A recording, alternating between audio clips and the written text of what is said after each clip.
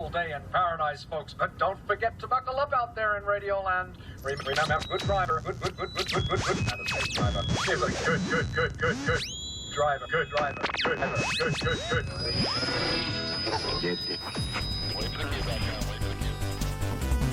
Hey, you want to go swim with your little fishes, miss? You go right ahead. And from his point of view, he just got here too.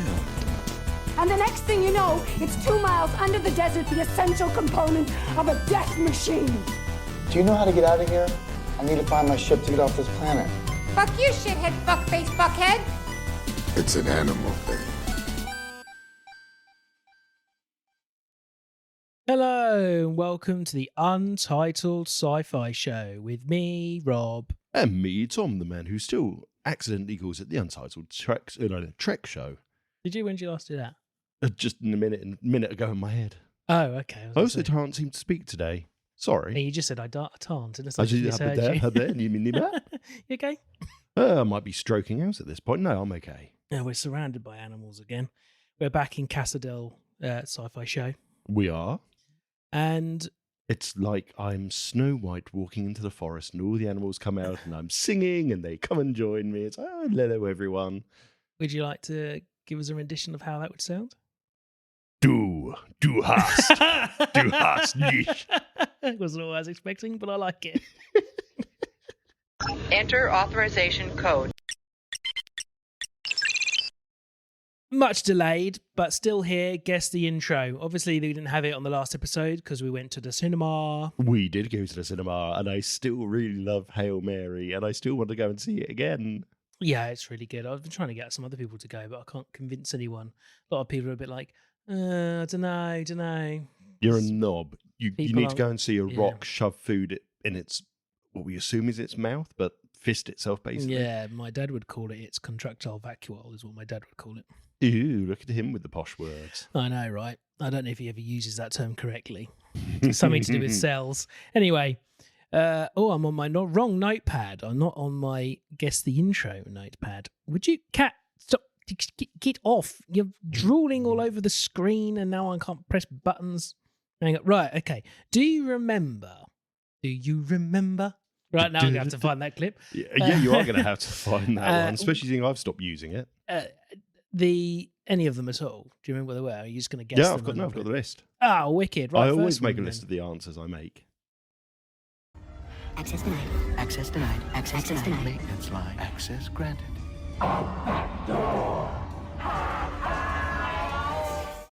As a young man, this is a particularly weird film because I remember watching this as a kid.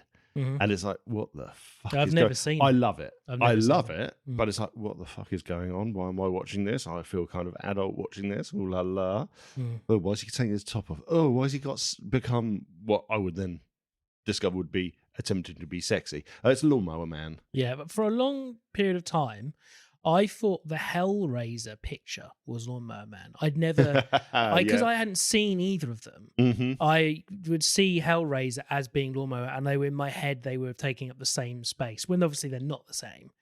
But I don't know. I've got to admit, I've never seen Hellraiser. Well, I haven't seen Lawnmower Man or Hellraiser anyway, so what would I know? Yeah, Lawnmower Man. Yeah, it's a weird ass film. It's worth watching. Definitely worth watching. Sequel, nowhere near as good in my opinion. Good old Piercy B's in it as well, which is always worth watching. No, it's a solid sci-fi horror amalgamation. It's good. Now, I have a secret variety show link between all of these. Do you? Which I'll tell you then. So there is a link. Okay. Just between you and me. Nudge, nudge, wink, wink. Okay. Next one. We could get in People magazine. People, hell, National Geographic. Oh, I thought this was a difficult one. Film. I tried to make it difficult for what is actually probably a really easy film to guess if you've ever seen the film. Yeah, it's Tremors. Yeah. Oh gosh. What a good film. Kevin Bacon. Oh, what a great film. Young Kevin Bacon as well. Kevin Youngish, Bacon. anyway, I should say. What a film. I've never seen any of the sequels. There's a TV series. There's at least 4, and I haven't seen a TV series. But the one actor has been in all 4 of them. Not Kevin Bacon. I can't think of his name. Yeah, I know. You would know his face if anyone saw him. You'd always know his face. But yeah, Tremors, absolutely. What a great film. Next one. We've been telling you the truth since the beginning. And now we're ready to prove it. Now, this is one I've not seen. Oh, I haven't seen this either. It's Fire in the Sky. It was Fire in the literally, Sky, yeah. I spent a long time playing with Google and the particular words he used. It sounds really interesting. It sounds really interesting. Well, I watched quite a few clips of it in the end, and I'm like, oh, I might actually watch this. I wonder if it's on our list. Or have I now watched all of it? Which, well, spoiler, that's the problem. Yeah, that's the problem. If all the clips are on there, you may have seen all the good bits. Yeah, spoiler, that happens in when we talk about what I've watched. Oh, really? That's a shame. Oh, yeah. Robert Patrick's in Fire in the Sky. Oh, I like T1000. Robert Patrick. So, yeah. Next one. You'll like this one. Look, you want to compare brain pans? I won the Westinghouse Prize when I was 12. The best actor in this film, by the way. Steve Buscemi, Yeah. Armageddon. Yeah. And let's face it, there's two best moments. It's either that or get off the nuclear missile weapon, even, or whatever it is. That clip of Steve Buscemi is really actually quite long. I massively cut it down. He's such a good actor. He really is and he's very funny when he's in the Adam Sandler stuff. He's very funny. Have you ever seen, which one are you? Any of them that he's in. Have you ever seen the film called Airheads? Oh, is that the one that he's memed in a lot, where he goes to the school? No. So Airheads is fucking brilliant. It's probably not a brilliant film, but I love it. It's so good fun. It's Brendan Fraser, Steve Buscemi, Adam Sandler, and they're in a rock band. They're a bit crap. They've never got their kind of this is your moment. They try to get a radio station to play their music and end up taking the radio station hostage with hot sauce in water pistols. Oh, okay. So they end up taking this radio station hostage, trying to get them just to play their record, and it just kind of spirals out of control. Oh dear. But that is a absolutely brilliant film. And again, it's Adam Sandler, which I remember growing up as a teen. Everyone was singing with him, going, "Oh, you know what? He's brilliant. It's so funny."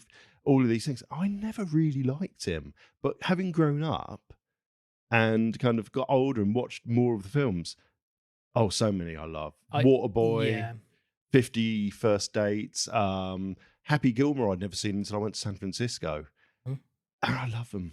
I prefer him more now as an adult, than I did before. I think I didn't really get it before. The one I don't like still is Little Nicky. Little Nicky's the one I liked. I've always liked Little Nicky. Oh, maybe I need to go back. It's very difficult to find, though, to watch. Yeah, I mean, it's not one that I don't think I've ever seen really come onto TV. He did an animation recently, which is really good, called Leo.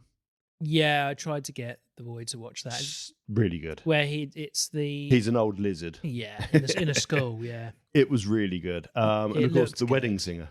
And The Wedding Singer. You can't beat The Wedding Singer. Next. My blue barb has broken. The birth spasm has begun. The birth spasm has begun. I prefer the fireworks scene where he's getting booed at by all the crowd because he's got this little bottle rocket and lights, and then it suddenly just goes supernova. Coneheads, Dan Aykroyd. Yeah. Wow. Weird film. Long time since I've seen this. I know I've seen it, but I remember very little of it. I think I might have watched it on TV once.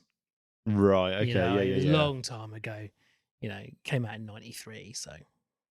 Yeah, it is a long time ago. But there was one similar era, and I'm going to have to look it up later because obviously we're doing this now. But there's another film that I remember of the same era, and it's basically these giant stick insects from the Amazon. Okay. Are sick of the human race, so they basically get these. If it's a real vague memory as well, they get these kind of human costumes and get a job in a nuclear power plant, and they're aiming just to kill humanity. All right, fair enough. Something like Meet the Smiths or something like that. But I same era, same sort of comedy. And last one, especially for you, because I know you're such a fan. You're going to feel very silly when this turns out to be all just make-believe. Yep, Signs. Was that a difficult a clip for Signs or easy? It's Mel Gibson, so... You're limited to how many films it could be because you can tell it's Mel Gibson straight away, but it's a lot of noise in that film. Like, the score's really loud and there's lots of silence. So finding clips that are clippable with vocals in wasn't particularly easy. Yeah. I didn't think it was too hard. I thought it was fairly easy. I knew you'd get that one. But I think it's because I disliked Signs so much. Yeah. It's Meet the Applegates is the film I was thinking about with the main characters Ed Begley Jr. And yeah, I'm pretty sure the whole point is they come there to get access to nuclear resources with the aim of stopping it, and then they basically realise, actually, we quite like this life of being fake human, so we're going to carry on. Think Third Rock from the Sun, but insects, that sort of thing. Yeah, Signs, just such a fucking stupid film. Oh, we're going to invade this. We've done it before. We're going to invade this planet. Yeah, can someone remind me? What's our problem again? Oh, yeah. Oh, H2O, yeah. We love this bit. Do you think this is a good planet to... Look, I know I'm your supervisor. Look, we've got to let you learn from your mistakes, but look at the planet down below. See all that blue stuff? Do you think it's a good idea? You do? Shit. We did say we were going... It's like the parents that gone with that mantra of, we've got to let the child make his own mistakes. Yeah. You know that the people... In fact, that's what they probably did, isn't it? It's like the little kid alien is like, yeah, we're going to let you take your first invasion. Well, you know the people that we're going to be killing are made 70% of the stuff that could kill us. Well, yeah, my God, it comes out of their eyes! They've got guns attached to them. Half of the population have got guns. They can point at us attached to their bodies. What do you mean it's not that scary if we just appear in a field and disappear out of sight really quickly? Why is it always cornfields in America as well? Midwest cornfields. Like, you know, there's plenty of other bits of land. It's such a bad trope. And, you know, we talked about Nope when we did that episode. That was as much of a weird ending with the weird butterfly, moth, floaty cloud, alien being thing. It was such a fresh breath of air that it was completely different. You know what? I think had that been his first direction and writing film, I don't think it would have done as well. It wouldn't have got the traction that it did. He earned it with Get Out. And sorry for the what was the other one he did? Where, oh God, I don't want to spoil it. Have you seen all his horror films? No, I've not seen Get Out. So Get Out is where the guy goes to meet his girlfriend's parents. And it's, you know, I don't really want to say, I don't want to spoil it because by telling you the story spoils the entire thing. Us. Yeah. I mean, with Us, you can see in the trailer how there's another version of them there. Yeah. Which is in the trailer, so that's not a spoiler. But again, both of those films have great twists in them, you know. Anyway, I think he earned to do whatever the fuck he wants. Am I really just learning now that the director of these films is the bloke that does those weird comedy? Yeah, I did tell you before. Maybe you never clicked. Yeah, no, it didn't click until then because I love the comedy bits. They're the best double act, modern day double act. Oh, okay, yeah, no, yeah, fair enough. He gets even more respect from me now. Yeah, he's fantastic, absolutely fantastic. So, as I promised, there's a special connection just for TJ between all of these films. Is there? Well, they're not all the 90s, so we know that much. I'd like to have a camera on his face when I tell him.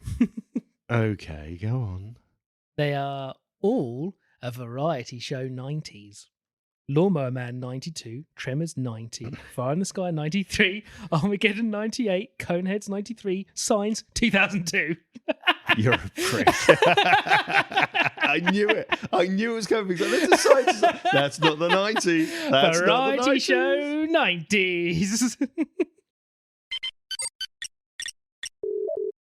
90s. Well, this is becoming a regular event, isn't it? Spoilers abound for the next two sections, both for the new Mario movie and Mr. Inbetween. You have been warned. I did say we were going to be nice to each other, didn't I? It's not working out. Sorry about that. Well, that was the only time I'm going to be mean to you. I've heard that before. Yeah, well, what you and Jem say in the bedroom's up to you. How have you been anyway? What have you been up to? Yeah, not too bad. Not watched that much. We've seen Mario twice now. Mm-hmm. I Oh, what a fun film. I've seen it one time. Oh, yeah, it's great, isn't it? It's really good fun. I was in the same position that you were when you messaged me saying you couldn't really work out whether 1 or 2 was better. I still think if you want to go by standard of film, 1 is better because it's more of a coherent A to B plot line and world building. But number 2 has some absolutely phenomenal moments. But you can't help but think as well, a couple of them were stolen. I mean, you've seen Zootropolis, haven't you? Yeah. So Flash 100-yard dash at the DMV is straight up what they stole from Rob the Robot. Rob the Robot, yeah. Over here. Rob the Robot. I mean, what a brilliant thing to bring into it. And trying to explain it to Kay, it's like, you have no idea what this is. You should have seen my boy turn to look at me when that was on. He's like, got the same name as you, Daddy. Oh, man, I remember the Rob the Robots growing up thinking, that's so cool. It worked with your game console. This is amazing. It was shit. I've watched videos on it since. It's shit. It's a terrible product. And it could only do 2 games. Yep. Anyway, there's so many parts of it nice. I still found Star Fox a little bit jarring because the animation was that little bit different to I kind of feel like everything it else. might have been that was the point of it because he's from a different universe. That was, I think that meant to was be the the subtle point. thing. But he was one of my favorite characters. I loved it when he turned because it had kind of been spoilt for me already. Because he's not in any of the trailers, I don't think. No, he's not. I think someone said it. I think I saw something on like an IGN post on Facebook that I have no control over seeing. Like I'm going to talk about a game that I've been playing has had a big thing spoiled for me. Crimson Right, Desert. okay. I'm not going to tell what the spoiler is because I know people who listen are watching it. And that was spoiled by a thumbnail on someone's YouTube video that I didn't even search for. And I thought, you're a cunt for doing that. Yeah. Anyone that does anything like that. I'm going to put spoiler warnings in front of this one because it's too soon for us to talk about Mario. 100% really. it is. 100%. So I will put a spoiler warning on. It's they already have heard it while they're talking to us now. It's stuff like that. You're out of order. If you put stuff on there that clearly they didn't put Star Fox in any of the trailers because that was For the reason of it's a nice surprise. Because for all of us Nintendo nerds of a certain age, that was wicked. And my boy has no idea who he is. What the whole? But I was like, yes, one of my favorite Nintendo characters is as on soon here. as he was in there, it's like at some point they need to be doing a barrel roll. Oh, they said it too many times. They said like 5 times. Yeah. And I was like, you've overdone it. Yeah. One time. They Do just you needed say to do once? it once. I loved the fact that he makes the snide comment of this teaches me for having a frog as my mechanic. Yeah. Perfect. Great. Absolutely brilliant. Love that. But when Toad says to him, do a barrel roll, that was the time to do it. Yeah, And absolutely. that's the only time they should have done it. Yeah, 100%. That should have just been it for that. But I think that was the only thing that I thought maybe didn't work entirely for me. It really, really wouldn't surprise me if that's a setup for a Star Fox film. I think it is. I absolutely think it is. He'll go back and there'll be a Star Fox spin-off. I thought that was going to be an end of credits scene where Rosalina and Peach use their powers to send him back. That's what I thought would have been the end of credits scene. So did you stay for both end of Yes, credits? I did. I made all of our little group of people stay and they're like, are you sure there's going to be more? I'm like, yes, I've been told. Yep. Did you work out that she was going to be at the very end of the film? Oh, I had a feeling. When did you work it out? I had a feeling when Luigi had said, does she have a sister, at like 20 minutes into the film, that Daisy was going to make an appearance. Oh, interesting. See, I hadn't made the connection there. My connection was when Rosalina's saying the story or whenever it's being recapped. Yeah. The very first plant they make when the world turns green underneath them, when it's little toddler Peach and big sister Rosalina put their hands together, grass appears, Daisy. It's the first plant that appears. Oh, I didn't notice that. Yep. And then every time that happens at the end of the film as well, Daisy's everywhere. I wonder if that's on purpose or they just chose a I flower. reckon it's on purpose. But then again, it may well not be. Let's face it may well not be. As that's the only other female character really you could go down the route of with a third film. It's got to be Daisy. Yeah, I'm glad Birdo was only in it for 2 seconds because I hate that character. I've always hated Birdo. I just don't get it. Shooting eggs out your nose. Well, I quite like the fact that all the bad guys from what the They're all for Americans Mario got 2. as Mario 2, Yeah, they're all even though Mario it's not 2. technically a Mario game. Brilliant. It's love very it. Mario 2 heavy in that. You know the story stats about that, thing. don't you? Yeah, you said before there was too Yeah, so difficult basically, for Mario Americans. 2 in Japan, again, I may be wrong on this, is more of Mario. In fact, I think it might even be, what was it on All Stars? You got Mario 1, Mario 2, Mario the Lost Levels. No, I don't remember. Got upstairs. I think Mario the Lost Levels was basically Mario 2 in Japan. Now, that bit I could definitely be wrong on. But then they had something called, I think it's Doku Doku Panic was the Japanese game, and it got reskinned for Mario. And the bad guys in that is what we get in the film. I quite liked it. I quite liked that they were there. It's a nice little throwback. That all worked really well for me. I just, as much as I really enjoyed it, I just think it was really weird that they get this letter and Prince and Toad decide to just go on their own. Well, the letters from Mario 64. Oh no, that's the letter she leaves Mario. Oh, sorry, yeah. But the fact that it's just like Peach and Toad decide to go on their own to go and deal with it. I just think it's one of those. I just thought it's just one of those things you're just putting in the film to make her leave. Oh yeah, I mean, it's basically I'm overthinking it. It's a plot, absolutely, yeah, it's I just a absolutely loved it. I'm driving looking forward to watching it on streaming over and over again with the kids. Oh yeah. As there were so many little things. I love Yoshi walking through the streets after he's hatched and everything going wrong. He starts and then he's got his little satchel bag, then he's got his hat on, then everyone's chasing him. I like how Toad was jealous of him. It's like, oh, so the dinosaur's just one of the team now. Well, and that's the best line is Peach going, and why are we suddenly accumulating dinosaurs? No, I liked the bit where like Toad's like saying hello to everyone and she comes and goes, oh, you're still here. Yes. No, I love the little tie-in with Odyssey. That was really well, you nice. know, Toad is the other guy from Key and Peele.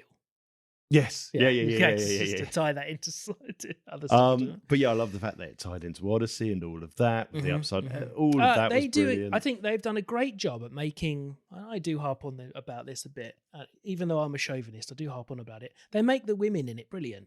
Peach and Rosalina are strong, wicked characters. 100%. And they kick everyone's ass. Mario and Luigi are like the comedy relief But for the you know- action film of Peach and Rosalina. And I've said this before. It's really nice that the Mario movie and Illumination and Mario 2 again. It's equal partnerships. Not one of the main characters is better than another one.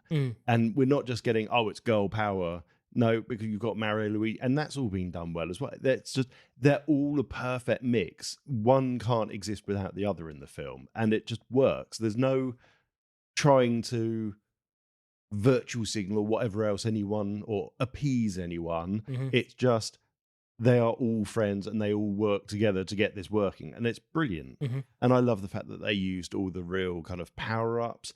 I don't know, I think the thing that I would say I'm a little bit disappointed in is that they didn't try and do the film well, let's say it's a trilogy, it's probably going to be more than a trilogy, in the order of the games. It would have been really nice if they tried to keep it a little bit, but then you would have had to have started with, I think, is Daisy the first princess from Mario? Or No, Peach is the very first one. Peach is from Donkey Kong. Yeah, you're right. Sorry, Peach is first, but Daisy's then the Game Boy. So the Game Boy Super Mario Land, which is still probably one of my favorite, and that's Daisy.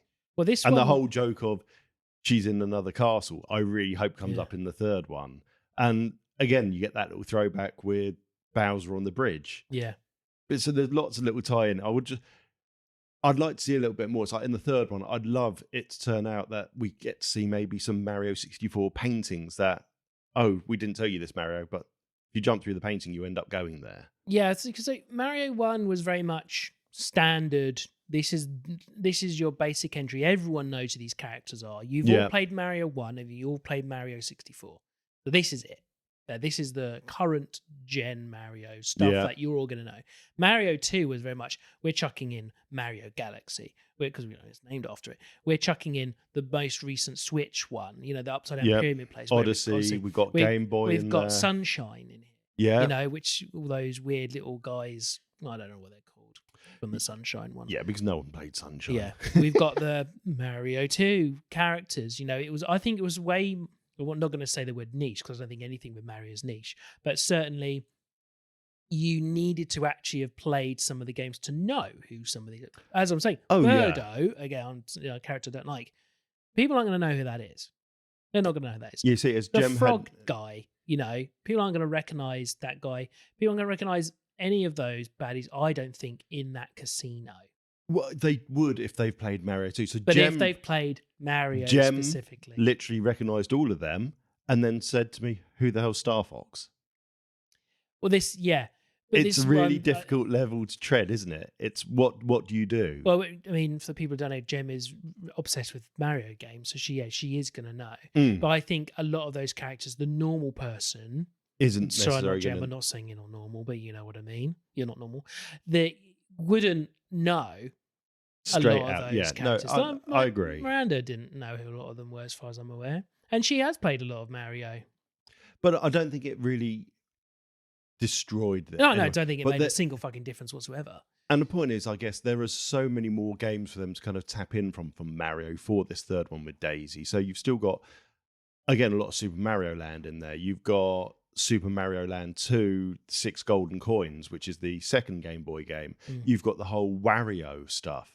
And this is what I was going to bring up. I saw a post on TikTok, which part of me was thinking, no, you're just well overthinking this. But if Daisy is the next princess, is the one from the Game Boy, the main bad guy in the Game Boy Super Mario Land even, was a character called, I think it's Tanaka, which is a pink alien in a spaceship. Yep. And it would make sense that was who was attacking Rosalina when we first see her with Peach and she sends her away. So is that going to be the next bad guy? It's almost like a Galactus kind of thing, isn't it? Yeah, so is that going to be the next bad guy? Yeah, could do that, couldn't they? Could it be Kirby? Is Kirby actually a cunt? They could be. Well, they could just put Kirby in it. And they could do, because I've got a feeling there's a bit where he gets a star, which makes him a slightly different colour. And I think he goes the colour from Smash. When you get your superpower in Smash, everyone goes a different colour. So you know when they're doing the fighting and they all get the different suits? Yeah. I don't recognise so that red star's from Galaxy, apparently. Oh, or is it? Okay. Galaxy 2. It's from one of them. And it's the ending star you need to complete it or something. Right, because he went the colour that I thought you go in Smash when you get your power up. Right, okay. And I was thinking, because I said to Miranda while the film was like, is that the Smash power? Because then he kind of did like a fiery kind of move. I was like, well, if they're going to they can then start bringing all the Smash characters in. And we know they're bringing out a Zelda live action film. Yeah. So is Link going to make an appearance in an animated form in the next one? You know, again, there's a lot. I don't know why it would be in space, but you know, there's a lot they could do with it. There's a lot they could tie into it. I mean, it would make sense for the Star Fox film because they've already got the core for that. I reckon they could do a Star Fox film or like a Disney series. You know what I mean? Like a little Netflix 3 or 6 part thing of Star Fox. I'm not sure. Weirdly, with how weird Nintendo are, I don't think they'd go for it. I think they'd say, we'll license a film, we won't license a series. It would work. It would definitely work because there's a great bad guy in that. So yeah, absolutely. Yeah, I think Star Fox, and I think kids would like it, and I'd go watch it. And I know there's a new Star Fox game coming. Well, there you go, perfect. Which sold. They'd do it, yeah. Which is why they do it. Which is a shame because I don't have a Switch 2, so I'll never play that. Yeah, no, I won't either. Legally. But yeah, you know what? As I say, Mario, I thought it was genuinely really good fun. I had so much fun watching it. I mean, I could keep on putting loads more into it. We could end up doing a whole podcast on Mario. Exactly. We both love it. All right, we're going to move on then. I watched a sci-fi film that I watched ages ago, which the artwork for it's a 2014 film. The artwork for it looks really, really dodgy and makes you think this is going to be one of these crap sort of knockoff films from like the Woolworths era. So we probably had a film called this. So this is the slight name change, and this is what it's called Robot Overlords. Okay. And I remember watching it. It's like, hang on a moment, that's Gillian Anderson.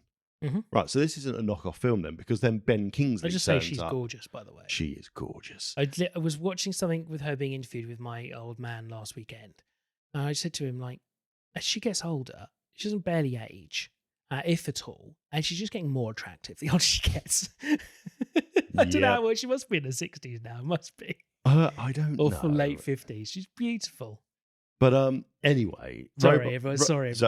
Robot overlords. Get the Basically, as the name suggests, alien robots have taken over Earth. Everyone is forced to wear an implant. They can't leave their house. They're not allowed to leave the house at all. If they do, one of these robots turn up sentries and gives them 3 seconds or 5 seconds to get in the house and then incinerates them. Oh, nice. And basically, it's constantly being pumped out to them that we're doing this just to understand your planet, and when we're finished, we will go and you will never see us again, and you'll be free again. Right. And basically, it's a group of people living in the house. They realize how to break their implant.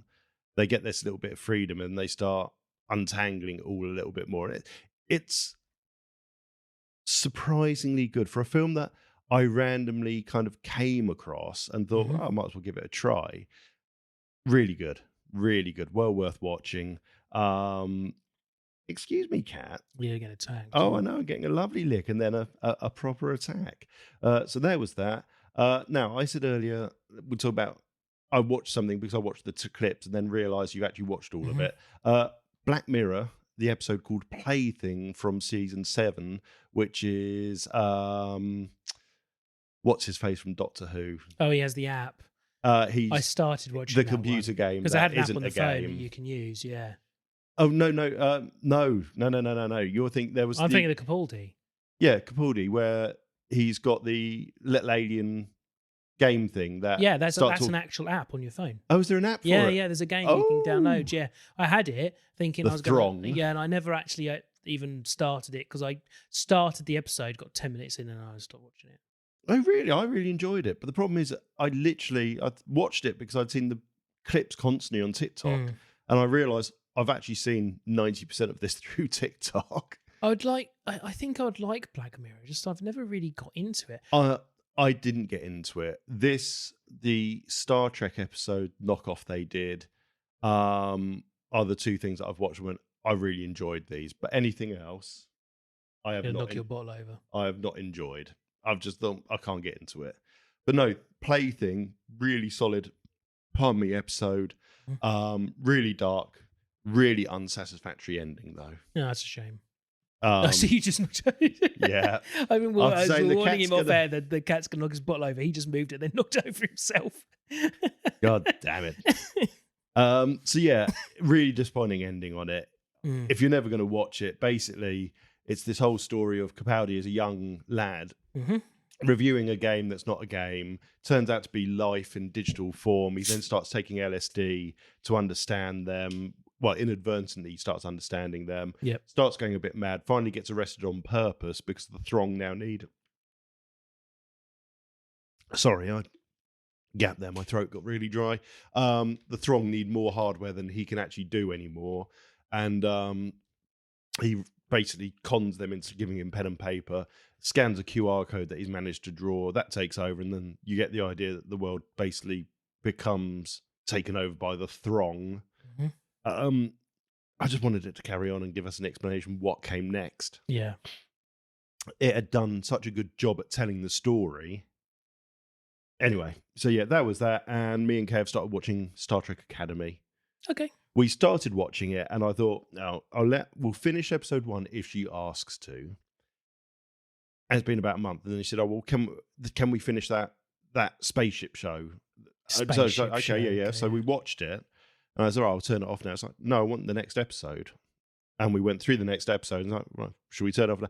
No, we're starting the next episode. So I think she's. So you had a whole evening of watching it with her. Yeah, we've just got up to the. So we've started the prank episode. Oh yeah. And again, she was glued to it. Oh, cool. She didn't. The bedtime alarm went off. So, do we have to? Yes. Well, look. I mean, I think it's aimed at her. I'm going to be honest. I think that series is aimed at her. Absolutely. So the fact that you and I liked it is a bonus for us. Yep. But I'm pretty sure her liking it is exactly what they wanted. Exactly, and that is it. But that's not good for their pockets.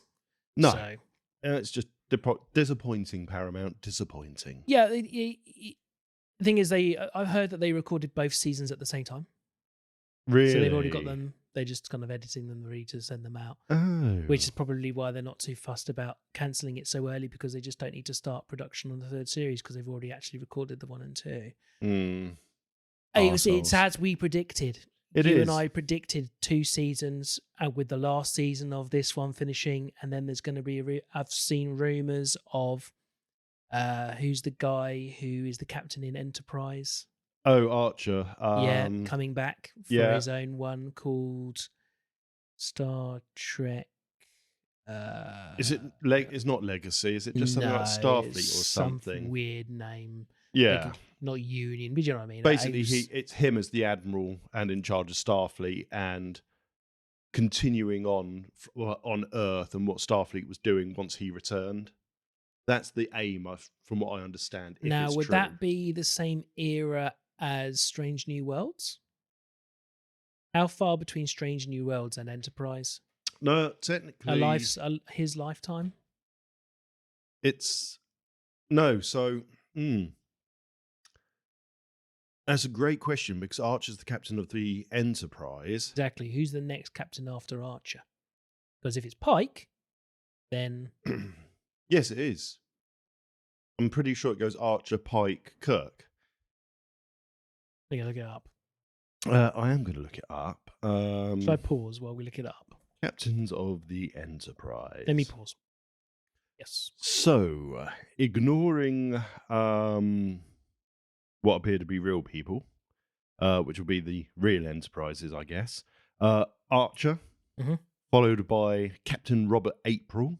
Okay. Who's from the animated series of Star Trek, the original series. Okay. Then Christopher Pike. Okay. Then James T. Kirk. Then from the comic books, Captain Zarlo and Eustace Hensham. Then back to Kirk again. Then Decker, which is when we get into the original series films. Then back to Kirk. Then Spock. Then Kirk again. Then Kirk again. Well, did Kirk keep losing his job, did he? He kept on banding around from being an admiral to then being a captain, then breaking large amounts of law as an admiral and getting told, we're going to really punish you by making you a captain again. Yeah, promoted, demoted. Then Harriman II, which is from Generations, and Sue, and there's all sorts of names. And then they've got Picard, obviously, and then Bazza and several others. So yeah, it is but Archer technically came before Pike. Okay, so you could, if they want to keep their universe going, you could have him in the same universe and maybe even get some actor crossovers, couldn't they? Potentially, yeah. And it would make sense because now he's in real life older. Than Pike would do. Yeah, no, it would work. Yeah. It would work. I wonder if that's what they're doing. We'll have to wait and see. Right, what have you been up to? I'll tell you what. Let me get all this cat hair off my phone. I know, it's everywhere. I have been playing a lot of Crimson Desert. No. A lot. Would you like to know how many hours I've put into Crimson Desert? Well, seeing that you'd put in nearly 60 hours across a 2.5 day period, basically, no, you've done 3 days and basically you're done over a day of playing. I'm going to say you're already at the, 380 mark? No, 380 hours? Yes, knowing you. No, 80 hours. 80 hours I've played. No, you've been playing it more than that. No, 80 hours. Do you genuinely think somebody could play the game for 380 hours? It's 24 hours Do in I a day. think you could play it for 380 hours? The answer is yes from Well, how I you talk about physically it. could, but I don't know if it's been out that many hours. That's true. Okay, you got me there. No, fine. 80 hours is an still... average person would be averaging like 2 hours a day, if you think about it, really. Me, in this particular instance, is not average. No, that's... Which is not a term I get used against me very often. Below, maybe. Below average, yeah. 80 hours. I hit the 80, I literally just hit the 80 hours mark. And, I love this game so much. Absolutely love it. The best game I've played in such a long time. It scratches every itch Because if you think about it, right, it kind of feels like you're playing an MMO, but on your own, but designed to be on your own. And I think that might be because the company that made it, Pearl Abyss, this game, they were making an MMO when they started. Crimson Desert was meant to be an MMO at the very beginning, and then for some reason they just decided to go, oh no, fuck it, we're going to make it a single player. Right. Now they do have an MMO out called Black Desert Online, which I did play a reasonable amount of. It's very Korean. Anybody that's ever played a Korean MMO would know exactly what that term means. A million things to read, writing all over the screen, so many different things to impossibly large amount of things to do that you could never possibly understand everything.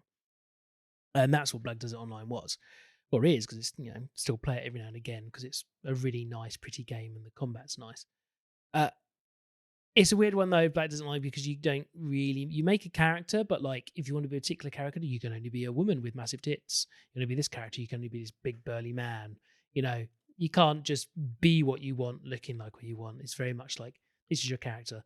And in Crimson Desert's similar in that you don't do any character customization. As far as I've seen.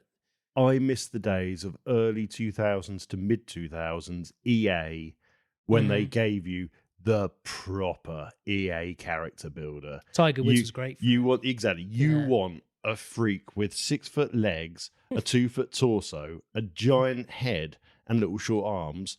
Have it. The thing is, you're very much like that when you make characters. When we've all seen your Pokemon Go names, you've always done it. You always change the names of stuff to something really rude. They've been reset. You make fucked up characters.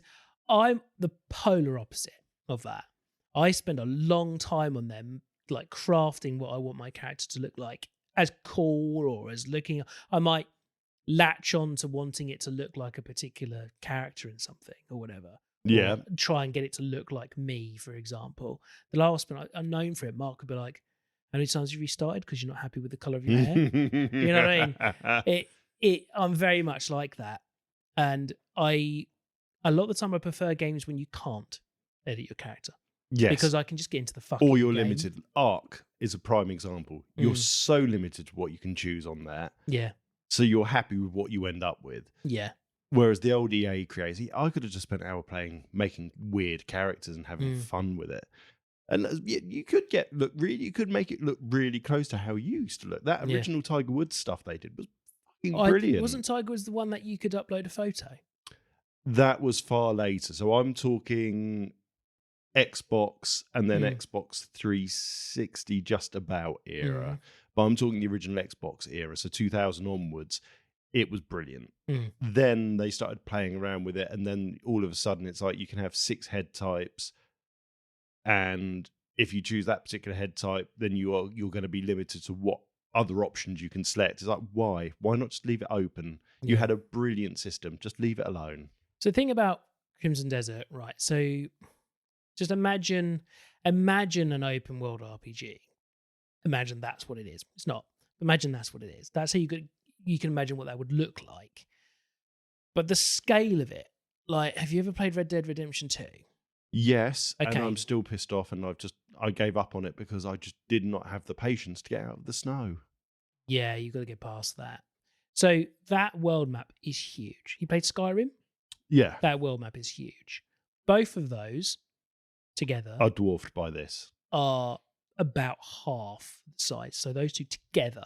I saw literally image of it today. Well, I remember you showing me the map and showing what you can see. It's phenomenal. As I say, 80 hours I've played. If I've seen a quarter of the map, that's an over-exaggeration. But there is stuff, like, everywhere. And there's so many different things to do, other than just the normal combat stuff.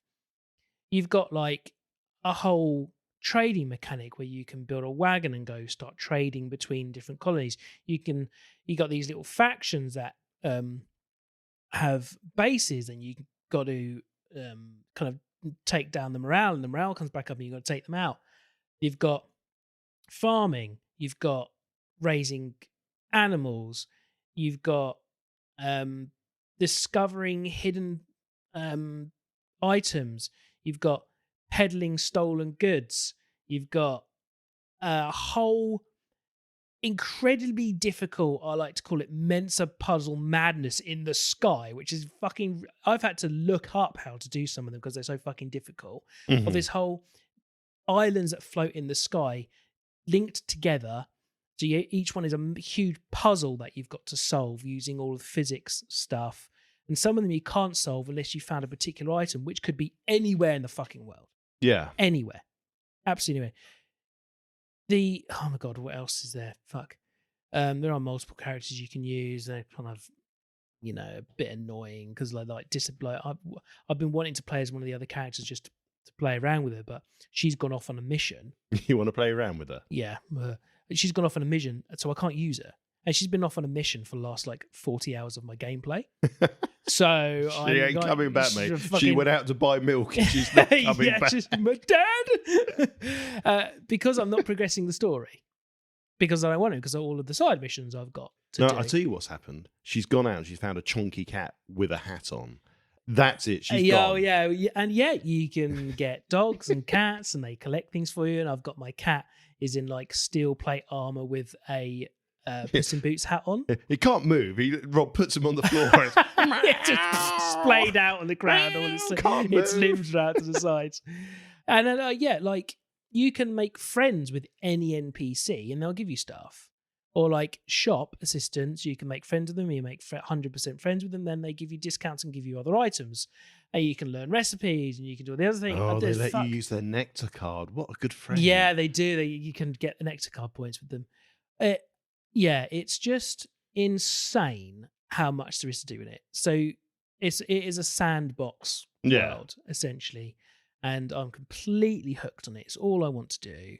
Sorry, I've just tickled myself in my brain. You've got into this shop in your game.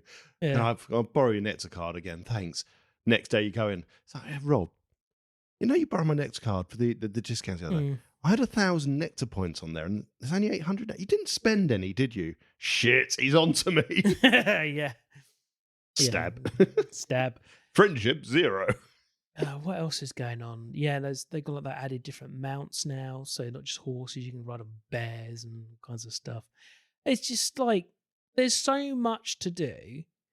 I kind of don't want to do the story because I'm too busy doing other stuff. Just having a great time, just exploring the world. And then the way you level up, you get these abyss cores. You get one every time you level up. Leveling up doesn't do anything for you other than give you a core. You don't get extra stats. If you want extra stats, you've got to level up your armor. Okay? You've got to go mine stuff. You've got to go chop wood. You've got to go find particular gemstones. You've got to go use an abyss core or whatever. If you find the same item of the same level, you can use that and join them together to level it up. And then you've got all these extra abilities that weapons can go. You can go find a witch. You can take those abilities off and level them up and move them to other weapons. Yeah. Gee, there's so fucking many different things you can do. You can spend a whole evening just working on one thing. Nice. Not progress anything elsewhere, and still at the end of it, go, I had a great fucking time. I don't tend to listen to reviews except from other users when it comes to games. That's all I care about is what users think, because they never match what the websites do. And you've only got to have been following games media in any way over the last maybe even less than 5 years to know they are all bullshitters. They're all just getting money from publishers. Yeah. They've got their own social agendas. This isn't me being some fucking far right wing. Yeah, no. They all have their own agenda. It's so blatant. So blatant. It's just awful. None of them have got any modicum of, what's the word I'm looking for? Journalistic integrity at all. None of them do. And slagging this game off at the beginning, saying it had nothing to do. I think IGN gave it 6 out of 10 or whatever. And it's you've got to be fucking kidding. You've only got step 2 steps and you found something else new. And through the whole game. What I will say, the controls take a lot to get used to.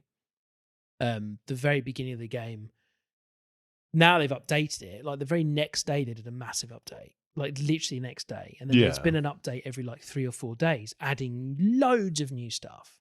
A way to control your characters, new moves, loads of things. They've been going nuts. These people must not fucking sleep.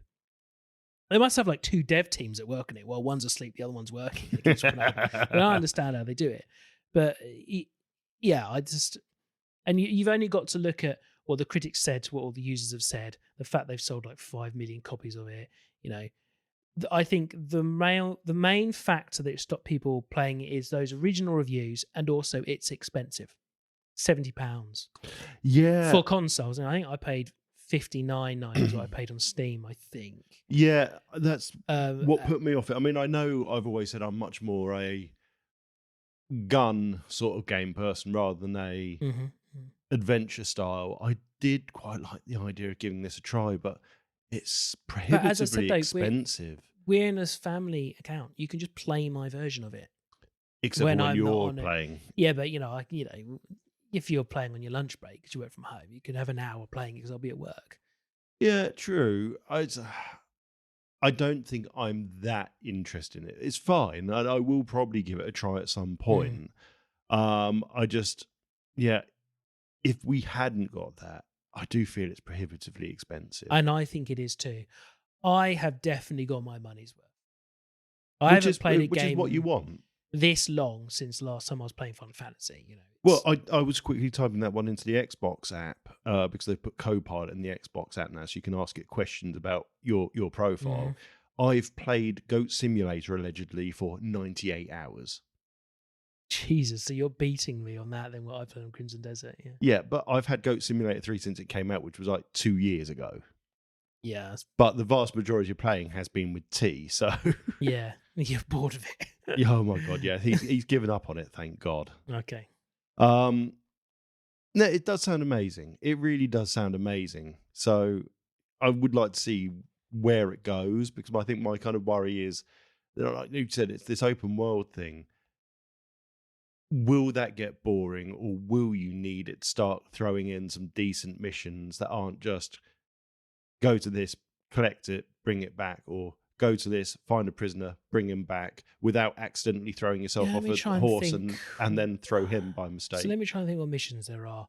There are things like, there are ones where you go take something. Some of them are go to this place and figure out why we haven't heard from somebody, and then you might have a random boss battle with a 3-phase boss that you weren't expecting, and then you get some amazing piece of gear at the end of it. And sometimes you get these ones where you then become a detective, and you've got to figure out and collect clues and talk to people and get evidence to find out who stole something. And I don't know, and then you've got it just doesn't sound the way you've described it so far, and it's mainly because, as you said, you haven't been playing the story, you've been playing the way you want to, which is just I'm on chapter 7 now. It just, yeah.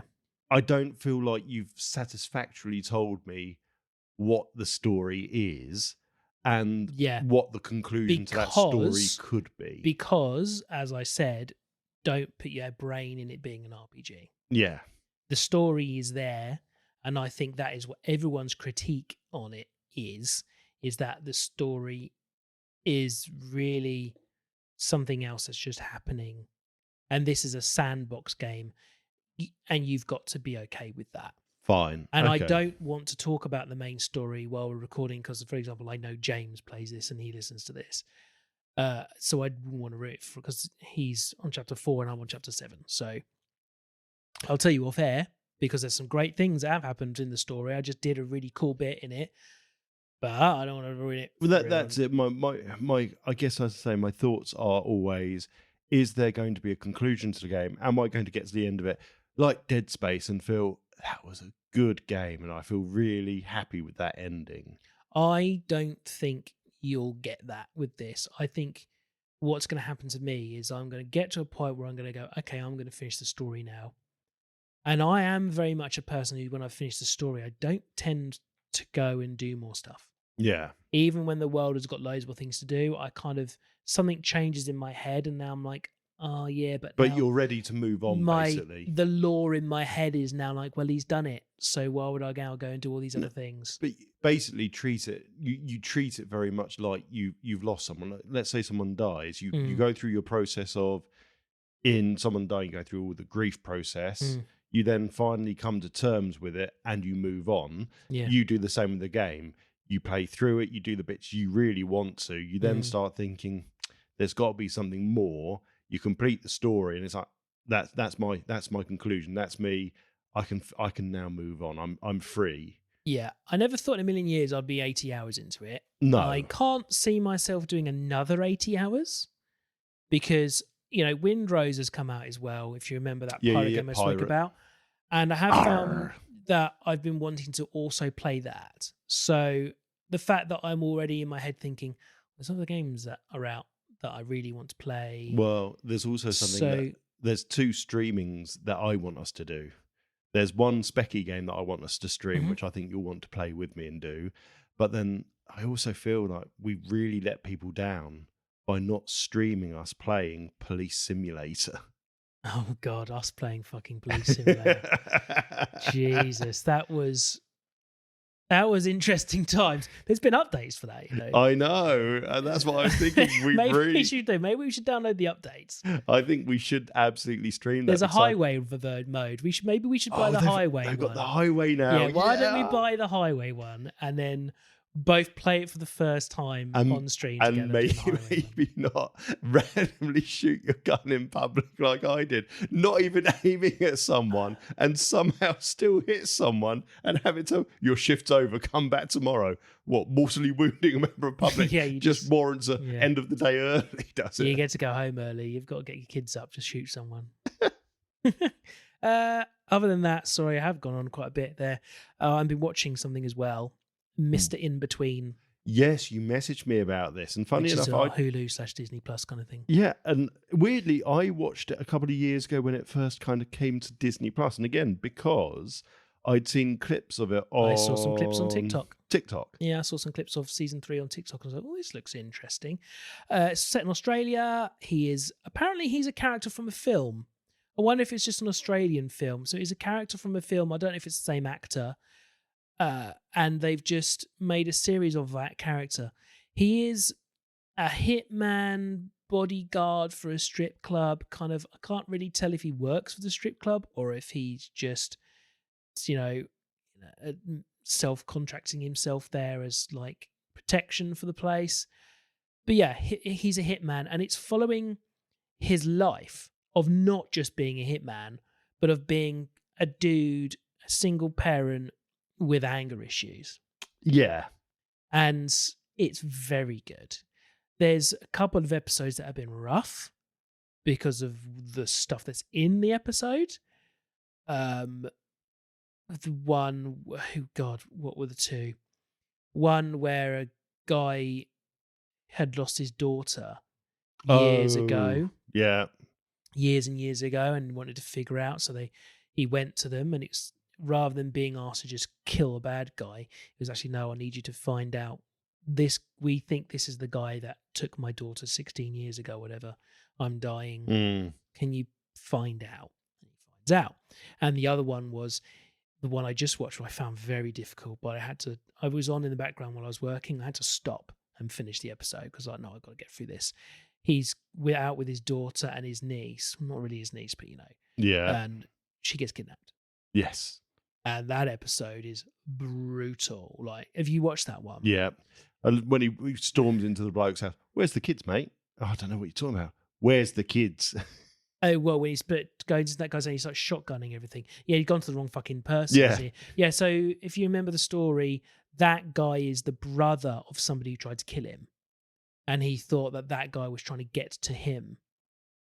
I need to rewatch it. It's true. It was tremendously good. Right. So Mr. Whatever his name was. Ray. So Ray's best mate gets done over, beaten the crap out of, and tries to get robbed. So Ray comes and saves him.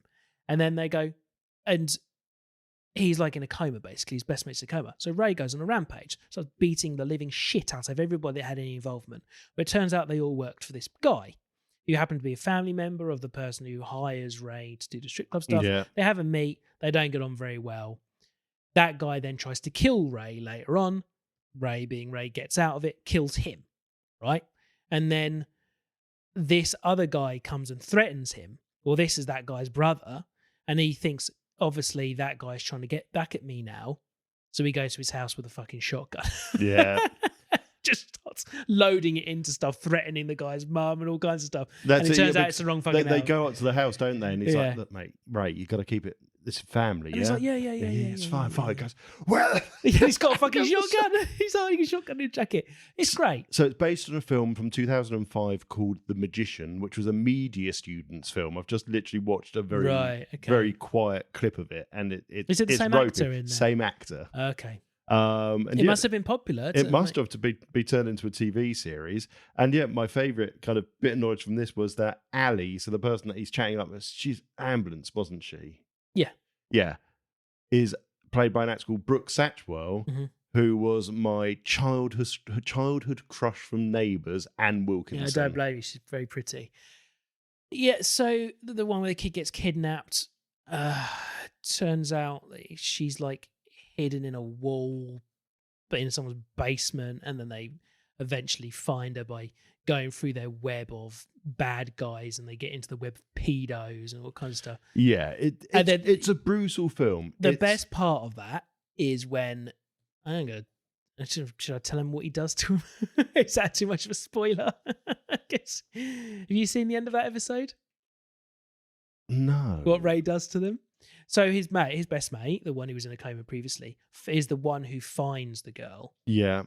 And he ties up the three people who are in the house, the adults, and puts them in that room. And then the next time you see Ray he's in just his pants and a vest and an axe. And he goes into the back room and you hear them all screaming. No, and then it fades to black and comes back and he's soaked in blood. You know what? I don't think I finished it. I think when I watched this, Disney were putting it out an episode a week. So I think I've done the standard where I've got in a handful of episodes in and then went, oh no, I've found something else now, bye. Yeah, so I've nearly finished season 2 and there's a season 3. And season 3 must be new because that's how I found out of it because of TikTok. I will have to do I'll have to rewatch that then. Half an hour long, 25-minute long episodes. That was the nice thing. They were short episode. And he's a nice guy too. That's the thing. He's a very likable character. He's really nice to his daughter. He's not horrible to his friends. He's got anger management issues. Absolutely. He puts his girlfriend's brother through a fucking window in one episode. He deserved it. Yeah. Because he stole a toy from his daughter. He was being a cunt, You kind of get the idea that he's trying to do the right thing, but maybe doing it the wrong way. Yeah, he doesn't have, as he gets interviewed by a journalist, and she's like, do you not care about the people you kill? You don't have any remorse? He's like, no. I got paid by the army to kill people. And she's like, well, did you not care about them? He's like, no. Do you care that I was in the military killing people? And she's like, not really. He goes, well, what's the difference now? I just get paid by other people to kill other people. This makes no difference to me. Who it is I'm killing. I'm doing the same job I did in the army. Just suddenly you don't like it because I'm getting paid more. It's like when you use his logic, yeah, it kind of makes sense, even though we know it's not right. And that's in his head. Something does happen where you see him, what person dies, and you do see him very much like, that's not good. And another thing happens where something else dies and you think he's going to cry. Yeah. And so he definitely has, feelings for death, but I think when he's the cause of it, doesn't. I think the bit that one of the clips that still stick in mind is when he confronts the bloke for not putting the bet on. Yes, that's one of the first episodes. Yeah. Where's the money, right? And then he phones up the boss, and the boss is like, oh, just fucking not too much though, Ray. Come on. Yeah, there's one way. So you get the idea. Yeah. It's like if Ray isn't reined in, he'd properly ruin it. What is it they say? It calls them like bash. That's what they use for beat you up. There's a bit where there's a guy who's like an actor or trying to be an actor. He's just had you could just tell they've given him turkey teeth and all that kind of stuff. And Ray turns up to his house and, oh, you're right, Ray. And he's like, oh, yeah. So you didn't pay? And he's like, oh, yeah, no, I'm sorry. I've got this going on. I've got this. It's like, I've got a basher. And he's like, do you? And he's like, yeah, I've got a basher. And he's like, oh, well, can you not do my face? And he's like, I've got to do your face. And he picks up a ukulele of the guy. And he's like, not the ukulele. He's like, okay. And he puts it down. And he gets his gun out because he's going to smash him around the face with his gun. And the guy's mum comes down and all this. And then they have a cup of tea and the mum goes out. And then he's like, okay, I'm going to bash you now. And he's like, wallops him now. The guy loses a tooth. And he's like, oh, fuck, that's enough. And he's like, no, you've not. And then I'm pretty sure he picks up the ukulele and then it cuts off. There's loads of stuff like that. It's yeah, I'm gonna bash it's you. got a surprisingly good amount of comedy for something that's fairly traumatic as a show. Yeah, it's brutal, but it's really good. And I haven't spoiled it too much. You know, it's in my defense, it's been out for a number of years. Everything I've said's been out for at least 2 years. Well, the thing is, maybe longer. This is another weird show, isn't it? Because I was just thinking, I've just looked it up here, and it's that episode 1 literally gives you everything you need to remember about this show. Because the thing that will always stay in my mind is he's got his daughter with him. Mm-hmm. The Yobs knock her ice cream over. Yeah. And he's like, you go in there, darling. I'll be back in a moment. They get newspapers, what it says. Yeah, go around the corner and literally destroys them. He kicks one right in the fucking nutsack. So he just walks straight up to him, wallops him in the nuts. And then he has to go to anger management because he gets arrested, obviously. Yes, that's it. Yeah, so that's how he ends up at anger management because of that. Yes. Yeah. I'm glad you found that. And I'm going to start watching that tomorrow, I think. Obviously, after we've done the spinner and find out what we're meant to be watching. Yeah, I enjoy that. Well, we've got to talk about the actual film. Yeah, we better do, because this is going to be a long old episode. Accessing library computer data. 1935's Bride of Frankenstein. Yeah. Now, without knowing, I'd already seen one of my favourite bits of this film because of Corridor Digital. Right, okay. Is that the Little People? Yeah, the Little People. And I'm also going to just come out and straight away and say that's the only bit of the film I liked. It's really, really awkward. Okay, often people misjudge films based on the age, and I know that you've not done that. I know you're capable of looking past something being dated and being still able to appreciate what it is. Quatermass experiment. Quatermass experiment. That's it, Quatermass Exactly. experiment. Yeah. And I kind of get where you're going with it, but I don't at the same time, because I've watched the same 1 hour and 14 minute long film that this I'm is. glad it was short. And I get a very, very different opinion from it from you. Now, is it a wonderful film? No, not particularly. I don't think it's absolutely brilliant. However, I think as a story goes, it's a brilliant story. I think that my real issues was the start. And that set me up. Because I didn't like the start, it set me up to not like the whole thing. Lord Baron, the prick that was playing Lord Baron. Oh, Lord Byron, yeah. It just, fucking hell, like, theatre actor kid or what? He just hammed it up so much to a level I felt sick watching this guy act. Where the other two characters in that shot were acting like people acted in the 30s. Do you know what I mean when I say that? Yeah. He didn't. He was fucking dreadful. And that set me up for... It put me in a bad frame of mind for the entire thing. Yeah, okay. I kind of get where you're going with that. And I would argue then, I guess, that this is going to be one of the big issues with the film if we're going to go down that route. And that is... where's my notes? Yeah, but the thing is, like, the annoying old woman who kept appearing, the mayor's wife, she was annoying, but also I kind of liked her annoyingness. Yes. Do you know what I mean? It was almost like with Quatermass and the police inspector and the police inspector's wife. Yeah, it had a kind of fun little of the era kind of annoying wife scenario to it, which is like, I like that.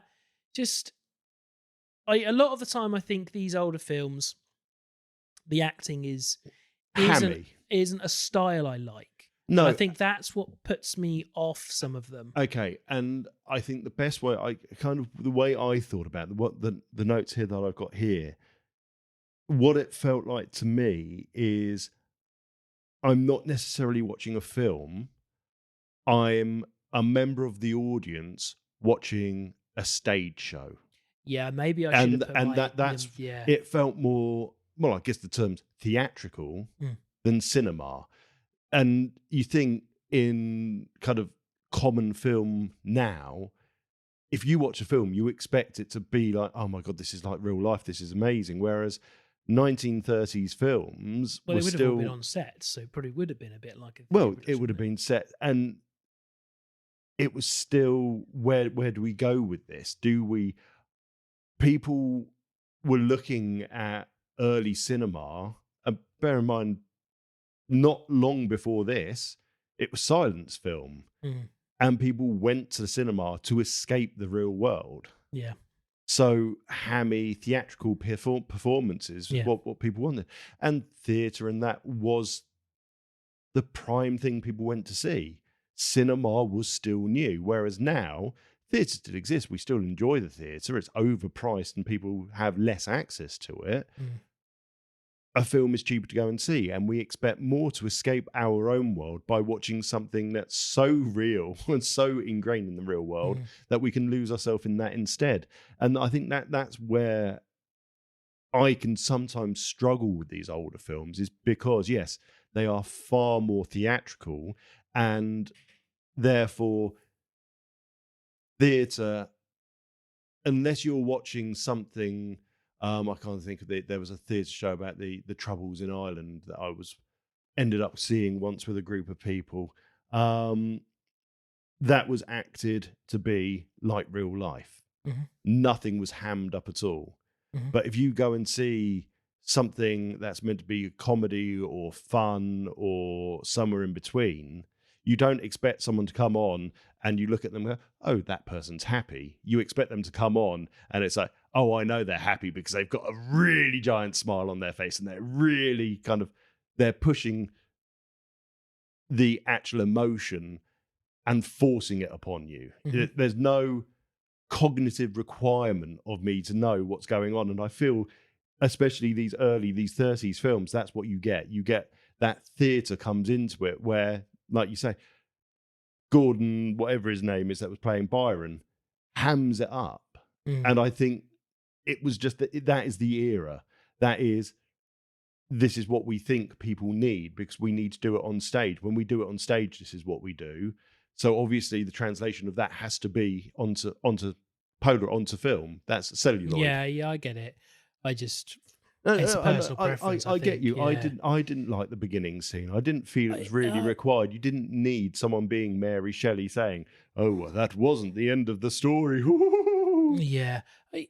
As somebody who hasn't seen the original Frankenstein either, I was a bit confused in some of it. So I recently watched the new Frankenstein film. Yes. There's a bit in that where he ends up with a blind man in a forest. Yeah. And gets looked after him. Yeah. And then eventually things happen. Which you get in Bride of Frankenstein. This. Yes. So that new Frankenstein film took Frankenstein from Bride of Frankenstein rather than Frankenstein's monster. Now, having not, and I'll readily admit, I'm not a well-read person. I really don't like reading. If I have to, I have to.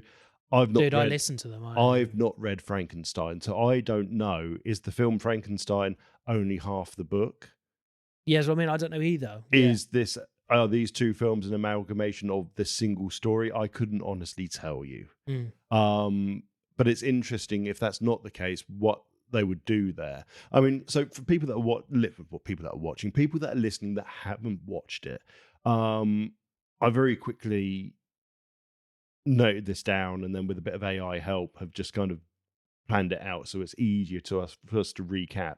So the scene by scene, then we open with the framing story where Shelley and so on are all chatting together in the biggest room ever. Oh yes. Well, they're rich writers, darling. It's basically a stage, isn't it? Yeah, and hence the theatre. discussing the story, what happened last. It's almost that thing we were chatting about in the last episode about we cannot stand that you start a Netflix show now and it's like in the last episode and then at the end of it, coming up in the series. That's what this is. It literally follows on from what I can tell, obviously not seeing the one before it, immediately after. Immediately. And they've just put that bit in. Because when they cut to Frankenstein and the building burning down, them escaping. No, it could explain why it's so short. Maybe it was. It implies that that beginning shot is the end shot of the film. That's what I took from it. I'd be intrigued. I would be interested. We end up with the windmill ruins next, which is obviously they're searching the burned windmill. They think the monster's dead. Monster bursts out, escapes. Why does the fucking bloke go down there? Getting told off by his mates. Why does that guy go down there? What's he trying to find? He falls in, doesn't he? Well, they're trying to confirm that the monster has been killed. Because don't forget, the end of the original Frankenstein film, which you can calculate by what we've got here, is that the villagers were so scared of the monster that they wanted to kill. So they are verifying that the monster is dead, which obviously he isn't. He escapes. Frankenstein has also survived. He's then at home, isn't he? He gets visited by. He's done with creating life. Which anytime any character says that in anything, if Iron Man says, I'm packing this all in, he's not. Yeah. Okay? It's a trope that's gone on from this point. Monster's wandering around the countryside, finds the villagers again, gets chased away. What a surprise. Dr. Pretorius. The shepherd girl scene is next. Remind me. Shepherd girl sees the monster. She runs screaming. The villagers begin another hunt. Oh, yeah. There's a lot of hunting in this film. The mayor. He's a bit of a sort, isn't he? The monster then falls into the pit. Praetorius then appears. A former teacher of Frankenstein visits him, and he's created miniature humans in jars. Yeah. Now, if you like that effect, I need you to watch this with me, and maybe we'll do it as a bonus episode if you want to. A show called The Land of the Giants. Oh. I grew up with watching. I might have. Was that what I watched with my nan? I used to watch it on a Sunday. It used to be on Channel 4. I think. And it's basically a group of people in a spaceship, and it's like the bus version of a spaceship, basically. And they get sucked into a wormhole, and they end up on Earth, and they're tiny, and the world is giants. And it's absolutely. I think I might have used to watch that with my nana, as well as The Borrowers. Yeah, and it was phenomenal. And there's a brilliant episode in it. They come across a model village. Yes. And they choose to live in the model village for a while. And the scientists are always trying to. And it's so wonderfully done. Yeah. Even then, it's so beautifully done. I'm going to need to watch the Corridor digital video of how they made this again. Because when you're watching it, in the quality that it was. So believable. Wow. That's better than the stuff that you see Disney making now. I will say that. Disney makes shit stuff. Don't forget, look at some of the Charlie Chaplin stuff. It's all practical, Charlie Chaplin. It's practical, and there's a brilliant bit where it looks, I think it might be on a unicycle near the edge of this thing, and it looks like there's this giant deep drop. It's a painting. But it looks so goddamn real. Yeah. But so because they could get away with it because the quality of the video, well, obviously is a very good technique anyway, but the quality of the cameras was poor enough that you could get away with it. Yeah, but that was quite often a trick. And moving away from film, you would have seen this with game consoles. Playing the Mega Drive or Genesis for our American listeners on a modern computer. You lose all the magic of the game until you put that CRT filter on. Put the scan lines on, yeah. And wow, does it change how the game looks. And it was amazing because they thought about this is how the graphics look on this TV because this is a limitation of the TV. But it made it look so much better because the colours blurred together and it gave a much more impactful thing. When you actually look at the raw pixels of what it looks like on a clean image, actually rubbish. Which I think is why a lot of us remember things looking better than they do now. Oh, yeah, 100%. 100%. Anyway, so Praetorius appears, wants to make a companion for the monster. Yep. Frankenstein doesn't want to. Praetorius is a bit of a dick and he's like, he's a prick. I have my ways of getting you to do it. He's a prick all the way through. The monster escapes the pit. Funny enough, the villagers attempt to hang him and he escapes yet again. Then he meets the blind hermit. Hermit teaches monster. Hunters destroy the hermit's home. We then get Prisorius finding the monster, the grave robbing. Elizabeth is kidnapped, which is obviously the ways to various bits and pieces to kind of progress the story. Yeah. The reason I'm doing it, I'll explain why I'm going through it scene by scene. Frankenstein agrees to build the bride, laboratory preparation, creation of the bride, bride awakens, monster meets the bride, monster's final decision, the explosion, end of story. It feels like a lot for the hour and 14. So you'd think some of these scenes are tiny, really, for that amount of time. And as much as I enjoyed the film, dear God, does it feel like it drags. It's all over the bloody place, isn't it, really? The pacing, there's some scenes that linger for absolutely no reason. Yeah. There's some scenes, going back to the theatrical, the stage style acting really is stage style. So it's almost like they're standing there waiting for the applause kind of to kick in, or the laugh line, or whatever you want from They'll there. be reacting to the score as well. They'll be ding, ding. Yeah. And they'll be like, Not that any of the podcasts can see that. And then it's almost like, and again, I understand this, and this is why I'm giving it a little bit of leeway. It's this change from not just the theatre, but again, the nation's all other entertainment was the radio. How would you do an action scene in radio? You have sound effects and dialogue. Yeah. And this film falls to that, unfortunately. Rather than showing action on the scene, we just get dialogue kind of either explaining it or dialogue to cover what the action should have been. Yeah. And as I say, it's almost like they haven't quite worked out that we can do a lot more on screen now. It's the transition period of everybody. Yeah. It's probably, like saying, directors and theatre makers and just audio medium people transitioning into I don't know when film started. I haven't got a fucking clue. Don't know any of that stuff. But, transitioning into this new media and learning, actually, no, this is going to become its own thing. It's not just radio with pictures. It's not just theatre production that's now been recorded. It's its own thing, which you can tell nowadays. It's totally different. The people who act in the theatre act differently from films. Yeah. Differently from radio, as we know when we've been doing our stuff. You have to do it differently. But move to a side quickly. Is this a joke that I didn't get? Dogs Pretorius.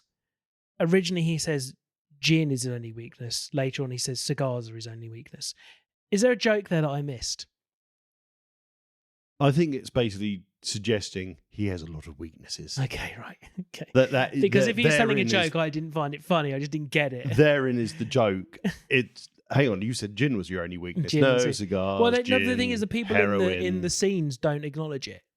I just happened to notice that the first time he said it, he said gin. The second time, he was said that cigars. more targeted at the audience watching the film? Maybe to kind of make them in with an in joke, a little bit like we were talking about Pixar films, including adult jokes, because they know there's going to be an adult audience being forced to watch them. Yeah. So is it a little nod to the audience to pick up on it? Is it just needing him to look at camera and give a wink?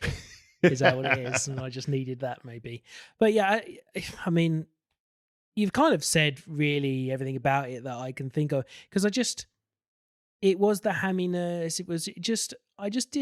I can't really put my finger on exactly what it was I didn't like. Even though that scene with the mini people in the jars is so incredible for the era. I'm convinced 100%. I am convinced that you'll watch something now, try and do it, and it not be as good. No, because you'll overdo it. Because remember, it's all got to be done practically with camera tricks. It's the shiny spaceship conundrum. Mm. In modern day, we'll go, we can do that with computers, and it will look too perfect, and therefore it will not make you believe it. Yeah. Whereas the practical effects Enterprise in orbit around the Earth looks just 100%, that's really up there in space, because it was a real model. It really existed. Well, and in this case, the film style, the lack of clarity, the lack of HD made it work.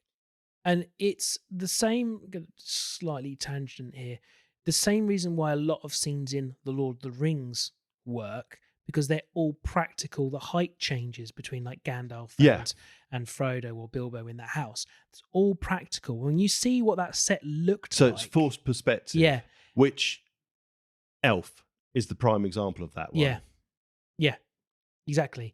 That stuff with no CGI stuff. No fucking about. It works. It works because they're just tricking you. They're doing magician's work to you. Yeah. Why magicians are so good? Because they haven't got computers. They've got to trick you. Give them your eye. They're confusing your eyes. They're confusing you, distracting you, whatever, making you this way.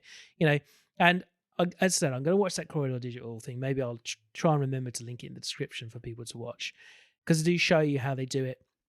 And it's how clever those people were to think of these different ways to make yes. They must sit there for ages, and they are geniuses of their craft to know that this kind of filter does this thing to the camera lens, and if you do this thing at this angle, at this speed, and again, this thing will happen. Corridor Cinema has explained so much. Have you ever seen the one they did about Mary Poppins and how they did perfect green screening, even through the netting of her hat on the scene where it's mixed in? I haven't seen that one, but isn't it to do with putting colours on the lens and stuff? They had a prism on the lens that only captured a specific yellow light, which meant they got it split into a perfect.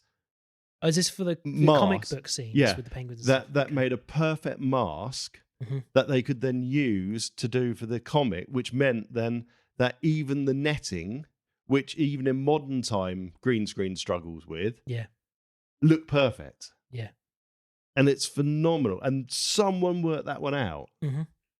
And this was the start of it. This is the sort of area. Early cinema brought so much to it. Now, I've said all the reasons I didn't like it. There's so many reasons to like it. And this is why I'm not upset that you didn't like it. But obviously, we obviously, all of us differ as to what we might like and might not like. But the thing is it's genuinely unique, this film, because it's an early film, but you've got gothic horror in there, you've got dark comedy, you've got the campy theatrical stuff, which I'm not necessarily too fond of, but then you've got all kind of the religious symbolism thrown in there as well, which normally is well over the top or aimed at being pro that, and in this it just all works really well.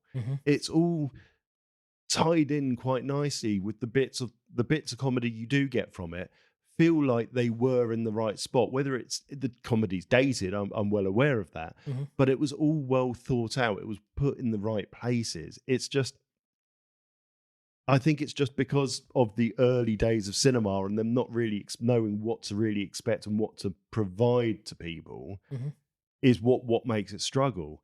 Dr. Praetorius is a brilliant villain. He's absolutely fantastic. I love him to bits as the bad guy in it.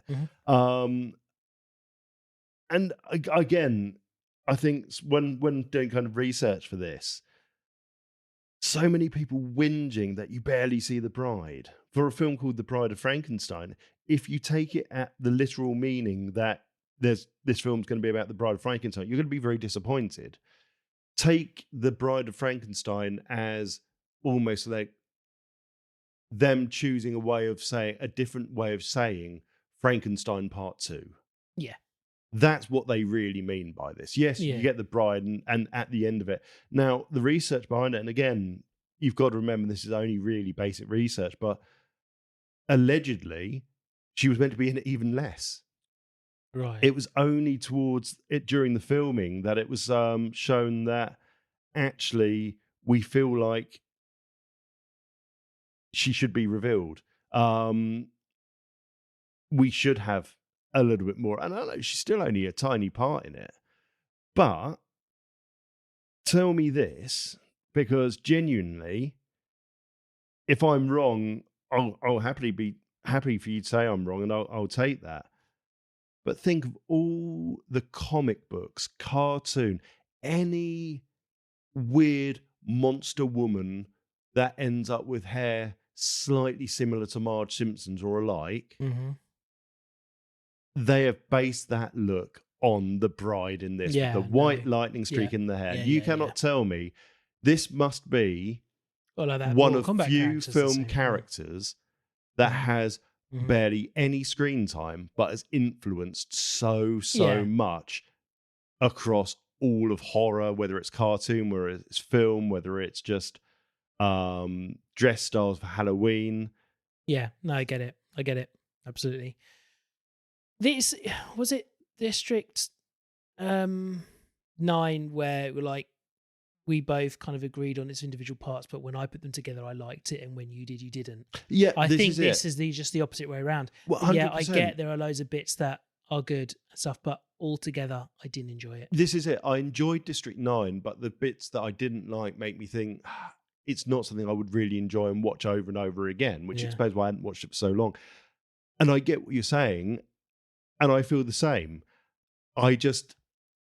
Part of me is actually going the opposite direction of going, this is 1935, and for the era, for what would be one of the first horror films, this is just bloody brilliant. Is it a good film? When you put all the bits and pieces we've said, for me, no, it's not necessarily a good film. There's some genuinely moving parts. You absolutely feel terrible for the monster throughout of this. And can you imagine if they hadn't had the hermit scene, if they hadn't given, and again, alleged, so if the research I've done is wrong, please tell us. It was Boris Karloff that basically said, the monster needs to be able to speak. He needs to be given some sort of dialogue for you people to actually feel something towards him. Because originally the monster wasn't going to get any of that. They were just going to be no language, nothing at all, just this monster. But giving it language, you can't help but feel sorry for the monster who's been brought into this world, and then all he faces is absolute hatred until he comes across that one person who literally cannot see him. Yeah. And it's moving. It's really moving. And then the one person who's been built for him doesn't like is any of that. absolutely terrified of him. Yeah. I get what you're saying, really old, first, that kind, but I think that also it can be really old, can be the first of its kind, and still not be very good. Do you know what I mean? Yeah, I think that this is just one of those pretty rare times that we both just disagree. I think I just didn't like it. Can I just say, I'm just showing Rob a picture. That's one of the sets they use for Well, filming. and that is incredible. And isn't it phenomenal? That is incredible. I love seeing set building. Props them for all of that stuff. Yeah, but just a accumulation of its parts for me, it just didn't work. And didn't work for me. I can fully respect that. I absolutely can fully respect that. For me, I think I give it maybe a little bit more credence than you, but I also at the same time go, you know what, you're not wrong. It's not the worst thing of a film I've ever seen. Absolutely not. That we've seen some terrible fucking films. It doesn't even come close to being the worst film I've ever seen. It's like, I'm saying I don't like it. It's still kind of in the middle. It's not like I'm saying, oh my God, don't go watch this. Don't waste your fucking time. Yeah, no. Go watch it and you can, make your own decision on it. It's not very long. It felt longer, but it isn't very long. And it just, for me, it's a no. For you, it's a yes. But I'm glad that we watched it.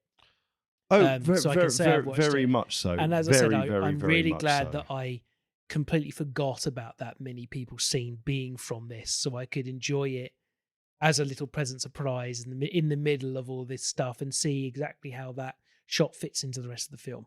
Yeah, absolutely. I 100% agree with you. We might not agree on the entirety of it, but it's good that we agree on some of it. And by the way, 1931 was the original Frankenstein, and that is on the list. Cool.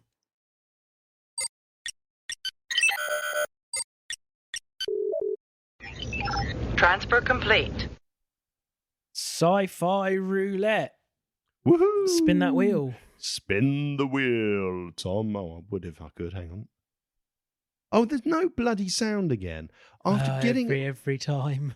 I have to edit this section every time. Seriously, I don't get it. I don't get why it does it and then doesn't do it. I've turned... Right, so that one works. And I even turned off silent mode before I started the app because I know that breaks it. Genuinely don't get that. Anyway, dodgy app. Let's try that one again. Here we go. Spin that wheel.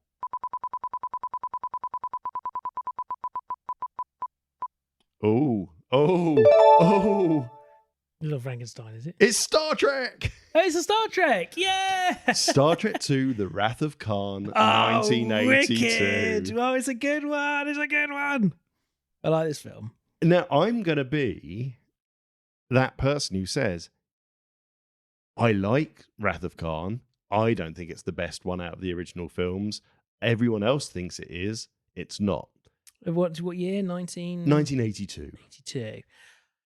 I don't know if I have a favourite one of the old films. I don't know if I've got a tier list of them. So there's the old... We have spoken about this. We have spoken about this, and there's so much. If you look up, there's like entire pages worth of crap.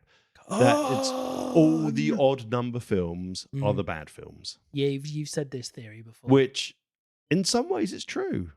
And in other ways, actually, I just enjoy them all, I think, until we get to the next generation films and anything after First Contact. No.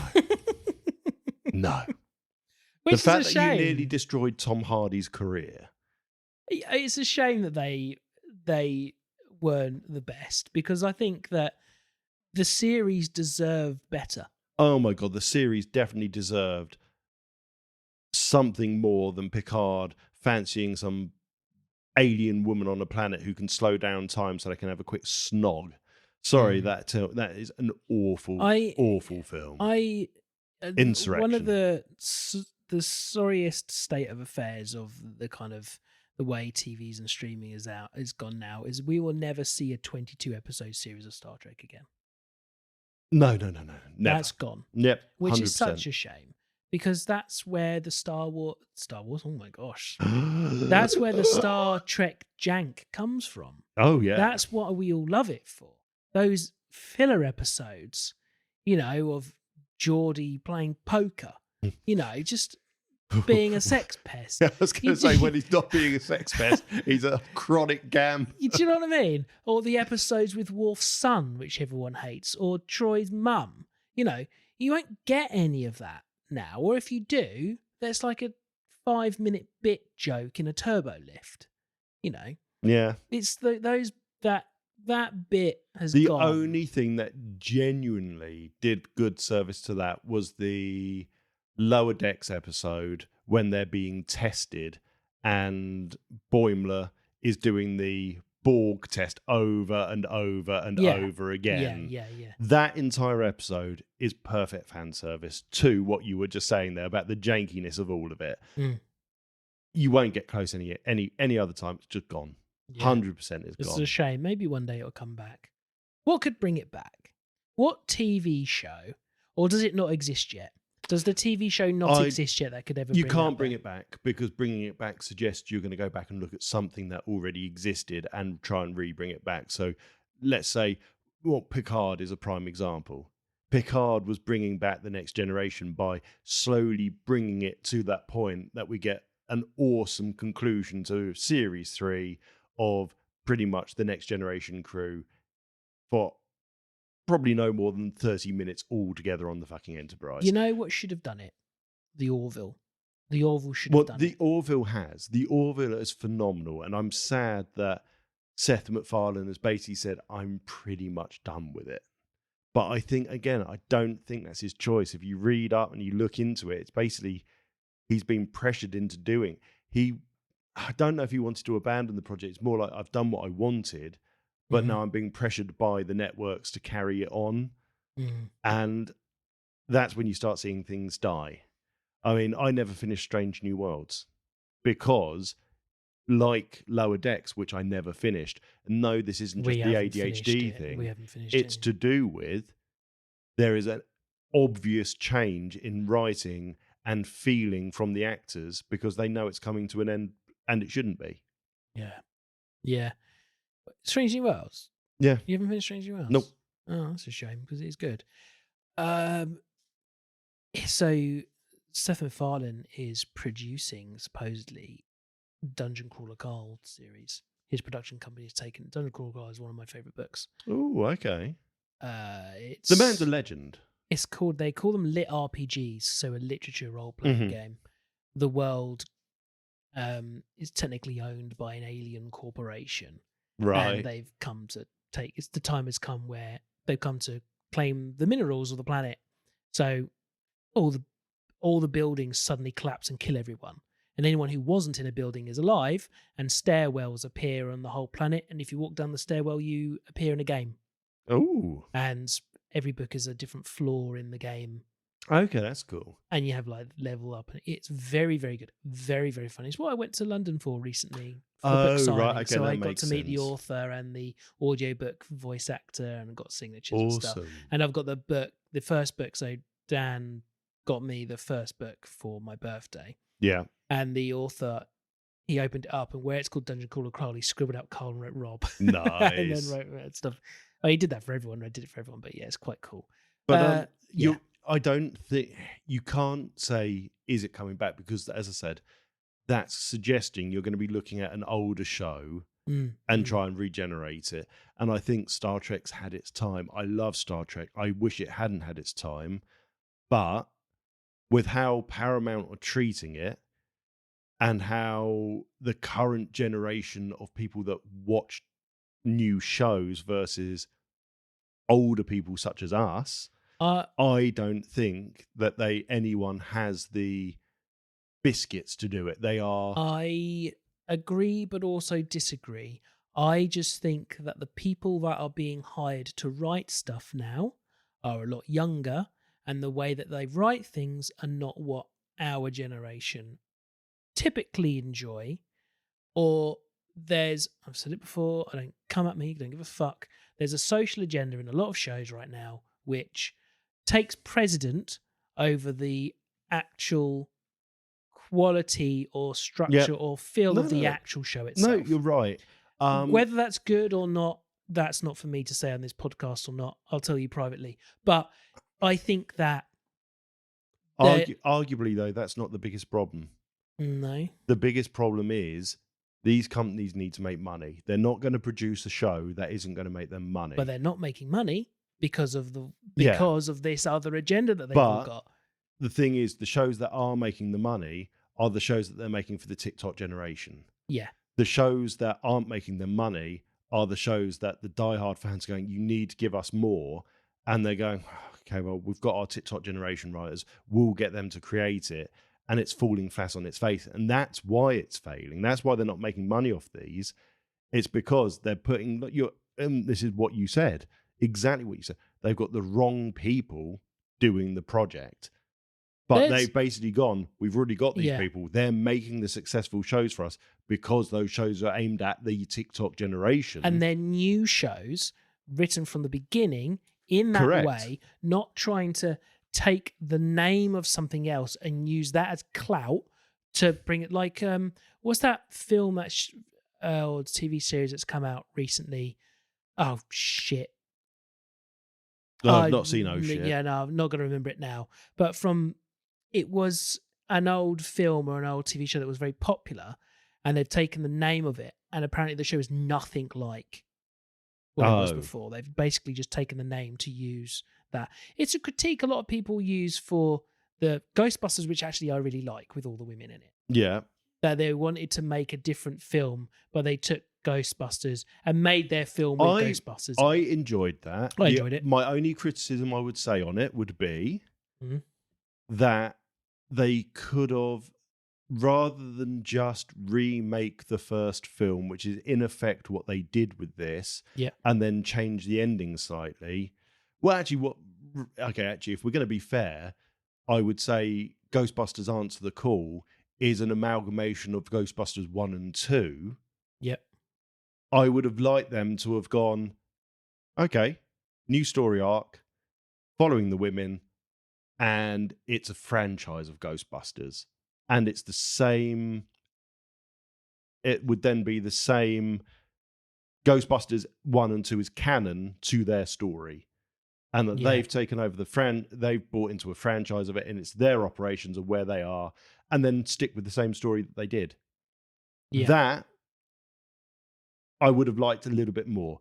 I still really enjoy the film, though. Yeah.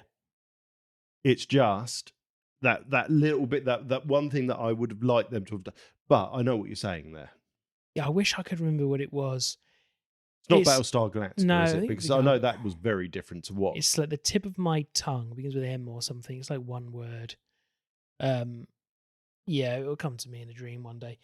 I didn't remember the original, and I only know about it from. I think I read something the other day about it, saying that people are really annoyed because actually it's nothing like the original. They just use the name of it. Is it a sci-fi film or sci-fi show? It's a TV series, I presume.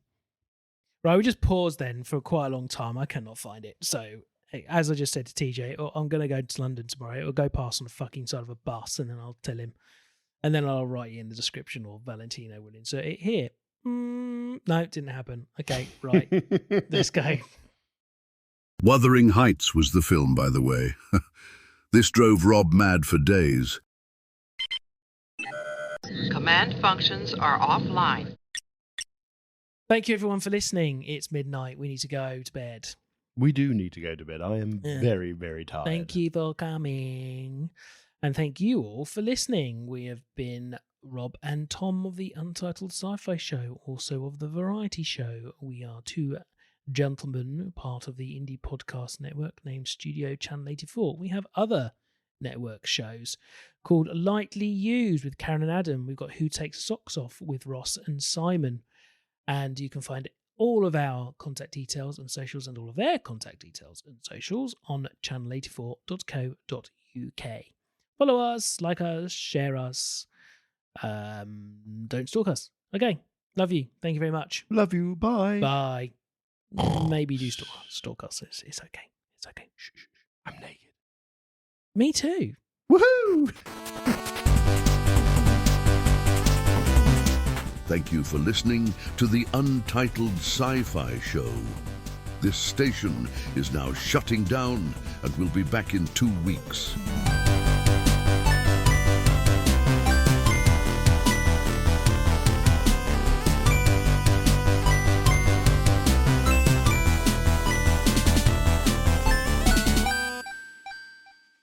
May the Force live long and prosper inside of you.